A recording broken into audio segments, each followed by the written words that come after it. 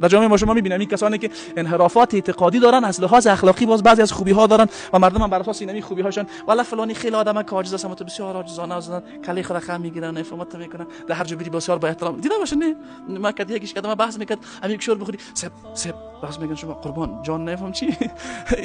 عوام مردم ما که انحرافات اعتقادی رو نمیفهمه و دقت نداره، این زود تحت تاثیر قرار میگه والا فلانی تو بیچاره یک آدم خوبی بوده، سعی کنید چه خوب مسلمانه، میگه همین مسلمان یک نفر باشه، این همین نفر مسلمان است.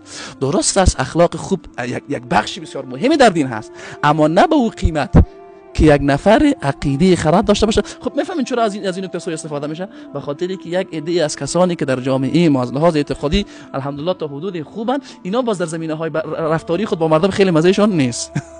دقت کردین؟ مردم ما نسبتا خشک و اما به اصطلاح برخورد این غلط است، این هم خطا است. خب اگر یک نفری با عقیده خوب داشت، رفتارش مثل مردمای خشک تو کمی پوز خودم بلند میکنن خودشون، چون یک حالت دیگه نفس انسانی هست که غرور پیدا میکنه. خب همین که فکر میکنه من یک چیز دارم که کسی دیگه نداره، باز مغرور میشه و این خاطر خود از دیگران بالاتر میتراشه و بسیار خشک ازش برخورد میکنه. فلانی بیا که مزه این رقم شده زود خلاص هر کسی را بدون مراعات ضوابط شرعی خلاص هر کسی هم رد میکنه و در برخورد خودم با اونا چی میکنه؟